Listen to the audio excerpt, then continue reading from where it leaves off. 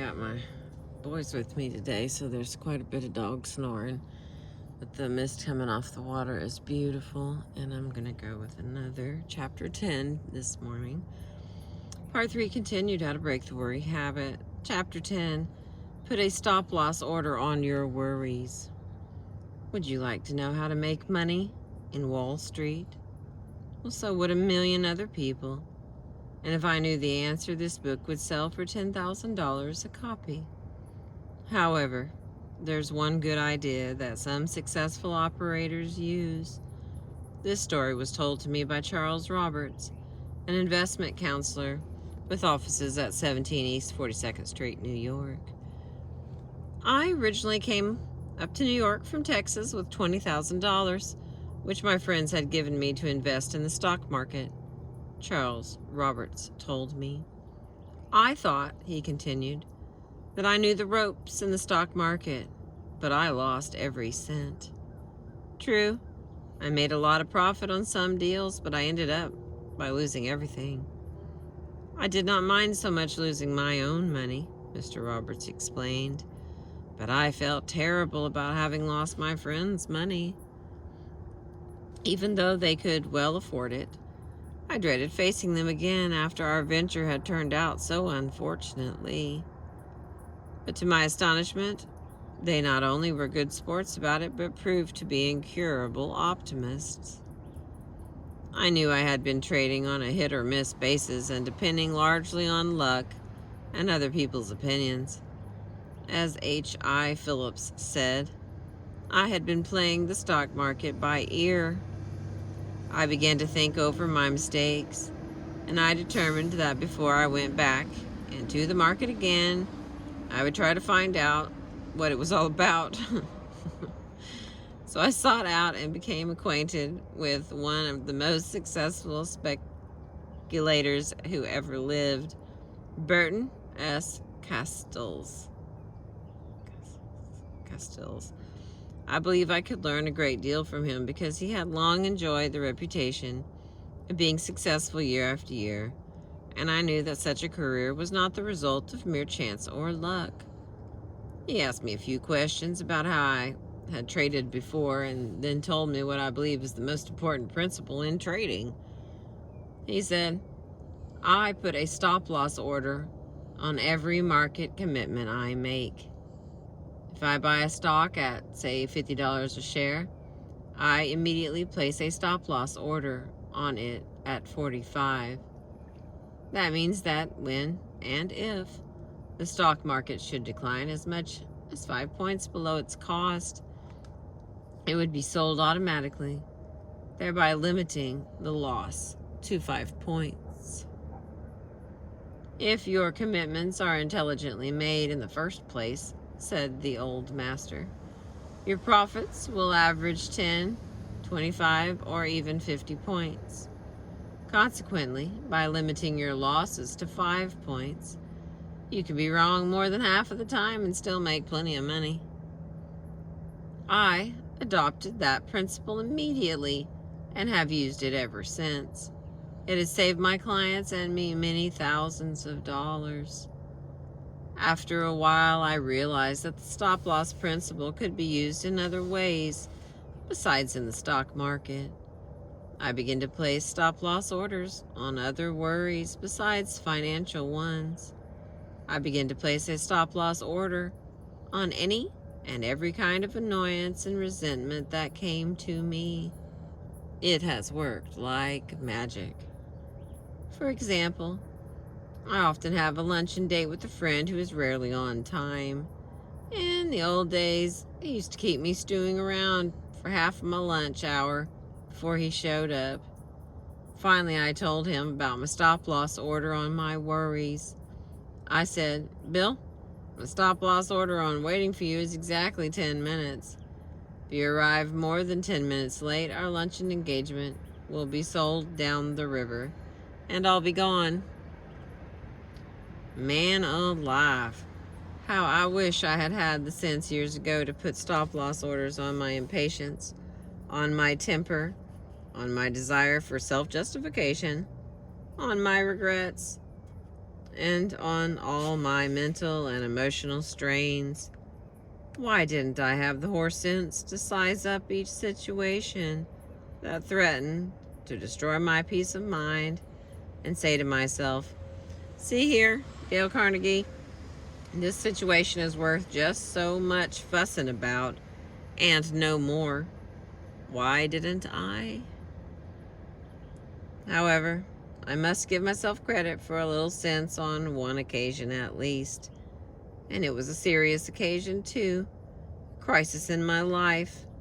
A crisis when I stood watching my dreams and my plans for the future and the work of years vanish into thin air. It happened like this. In my early 30s, I had decided to spend my life writing novels. I was going to be a second Frank Norris, or Jack London, or Thomas Hardy. I was so in earnest that I spent 2 years in Europe, where I could live cheaply with dollars during the period of wild printing press money that followed the First World War. I spent 2 years there, writing my magnum opus. I called it The Blizzard. The title was a natural, for the reception it got among publishers was as cold as any blizzard that ever howled across the plains of the Dakotas. When my literary agent told me it was worthless, that I had no gift, no talent for fiction, my heart almost stopped. I left his office in a daze. I couldn't have been more stunned if he had hit me across the head with a club. I was stupefied. I realized that I was standing at the crossroads of life and had to make a tremendous decision. What should I do? Which way should I turn? Weeks passed before I came out of the daze. At that time, I had never heard of the phrase, put a stop-loss order on your worries. But as I look back now, I can see that I did just that. I wrote off my 2 years of sweating over that novel for just what they were worth, a noble experiment, and went forward from there. I returned to my work of organizing and teaching adult education classes, and wrote biographies in my spare time, biographies and nonfiction books, such as the one you are reading now. Am I glad now that I made that decision? Glad? Every time I think about it now, I feel like dancing in the street for sheer joy. I can honestly say that I have never spent a day or an hour since lamenting the fact that I am not another Thomas Hardy. One night, a century ago, when a screech owl was screeching in the woods along the shores of Walden Pond, Henry Thoreau dipped his goose quill into his homemade ink and wrote in his diary, "The cost of a thing is the amount of what I call life, which is required to be exchanged for it immediately or in the long run." To put it another way, we are fools when we overpay for a thing in terms of what it takes out of our very existence. Yet that is precisely what Gilbert and Sullivan did. They knew how to create gay words and gay music, but they knew distressingly little about how to create gaiety in their own lives. They created some of the loveliest light operas that ever delighted the world. Patience, Pinafore, the Mikado, but they couldn't control their tempers. They embittered their years over nothing more than the price of a carpet. Sullivan ordered a new carpet for the theater they had bought. When Gilbert saw the bill, he hit the roof. They battled it out in court and never spoke to one another again as long as they lived. When Sullivan wrote the music for a new production, he mailed it to Gilbert, and when Gilbert wrote the words, he mailed them back to Sullivan. Once they had to take a curtain call together, but they stood on opposite sides of the stage and bowed in different directions so they wouldn't see one another. They hadn't the sense to put a stop-loss order on their resentments, as Lincoln did. Once during the Civil War, when some of Lincoln's friends were denouncing his bitter enemies, Lincoln said, "You have more of a feeling of personal resentment than I have. Perhaps I have too little of it, but I never thought it paid. A man doesn't have the time to spend half his life in quarrels. If any man ceases to attack me, I never remember the past against him." I wish an old aunt of mine, Aunt Edith, had Lincoln's forgiving spirit. She and Uncle Frank lived on a mortgaged farm that was infested with cockleburs and cursed with poor soil and ditches. They had tough going, had to squeeze every nickel, but Aunt Edith loved to buy a few curtains and other small items to brighten up their bare home. She bought these small luxuries on credit at Dan Eversole's dry goods store in Maryville, Missouri. Uncle Frank worried about their debts. He had a farmer's horror of running up bills, so he secretly told Dan Eversole to stop letting his wife buy on credit. When she heard that, she hit the roof. And she was still hitting that roof about it almost 50 years after it had happened. I have heard her tell the story not once but many times. The last time I ever saw her, she was in her late 70s. I said to her, "Aunt Edith, Uncle Frank did wrong to humiliate you. But don't you honestly feel that your complaining about it almost half a century after it happened is infinitely worse than what he did?" I might as well have said it to the moon.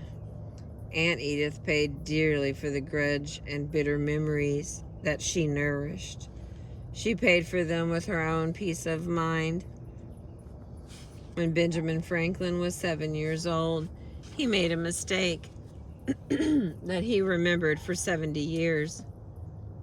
Excuse me.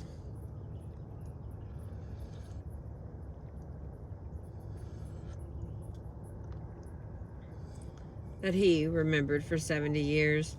When he was a lad of 7, he fell in love with a whistle. He was so excited about it that he went into the toy shop, piled all his coppers on the counter, and demanded the whistle without even asking its price. "I then came home," he wrote to a friend 70 years later, "and went whistling all over the house, much pleased with my whistle. But when his older brother and sisters found out that he had paid far more for his whistle than he should have paid, they gave him the horse laugh. And as he said, I cried with vexation." Years later, when Franklin was a world-famous figure and an ambassador to France, he still remembered that the fact that he had paid too much for his whistle had caused him more chagrin than the whistle gave him pleasure. But the lesson is taught. Franklin was cheap in the end. "As I grew up," he said, "and came into the world and observed the actions of men, I thought I met with many, very many, who gave too much for the whistle. In short, I conceive that a great part of the miseries of mankind are brought upon them by the false estimates they have made of the value of things, and by their giving too much for their whistles." Gilbert and Sullivan paid too much for their whistle. So did Aunt Edith. So did Dale Carnegie on many occasions. And so did the immortal Leo Tolstoy, author of 2 of the world's greatest novels, War and Peace and Anna Karenina. According to the Encyclopedia Britannica, Leo Tolstoy was, during the last 20 years of his life, probably the most venerated man in the whole world. For 20 years before he died, from 1890 to 1910, an unending stream of admirers made pilgrimages to his home in order to catch a glimpse of his face, to hear the sound of his voice, or even touch the hem of his garment. Every sentence he uttered was taken down in a notebook, almost as if it were a divine revelation. But when it came to living, to ordinary things, well, Tolstoy had even less sense at 70 than Franklin had at 7. He had no sense at all. Here's what I mean. Tolstoy married a girl he loved very dearly. In fact, they were so happy together that they used to get on their knees and pray to God to let them continue their lives in such sheer, heavenly ecstasy. But the girl Tolstoy married was jealous by nature. She used to dress herself up as a peasant and spy on his movements, even out in the woods. They had fearful rows. She became so jealous, even of her own children, that she grabbed a gun and shot a hole in her daughter's photograph. She even rolled on the floor with an opium bottle held to her lips and threatened to commit suicide, while the children huddled in a corner of the room and screamed with terror. And what did Tolstoy do? Well, I don't blame the man for up and smashing the furniture. He had good provocation. But he did far worse than that. He kept a private diary. Yes, a diary, in which he placed all the blame on his wife. That was his whistle. He was determined to make sure that coming generations would exonerate him and put the blame on his wife. And what did his wife do in answer to this? Why, she tore pages out of his diary and burned them, of course. She started a diary of her own, in which she made him the villain.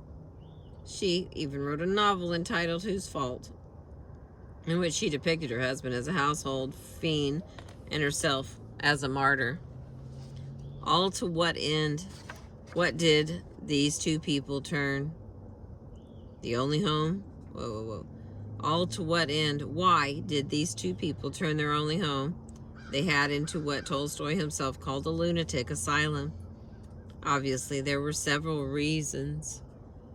One of those reasons was their burning desire to impress you and me. Yes, we are the posterity whose opinions they were worried about. Do we give a hoot in Hades about which one was to blame? No. We are too concerned with our own problems to waste a minute thinking about the Tolstoys. What a price these two wretched people paid for their whistle. 50 years of living in a veritable hell, just because neither of them had the sense to say, stop, because neither of them had enough judgment of values to say, let's put a stop-loss order on this thing instantly. We are squandering our lives. Let's say enough now. Yes, I honestly believe that this is one of the greatest secrets to true peace of mind, a decent sense of values, and I believe we could annihilate 50% of all of our worries, excuse me, at once if we would develop a sort of private gold standard, a gold standard of what things are worth to us in terms of our lives. So to break the worry habit before it breaks you, here is rule number 5. Whenever we are tempted to throw good money after bad, in terms of human living, let's stop and ask ourselves these 3 questions. Number 1, how much does this thing I am worrying about really matter to me? Number 2, at what point shall I set a stop-loss order on this worry and forget it? Number 3, exactly how much shall I pay for this whistle? Have I already paid more than it's worth? Thank you for listening. I appreciate you.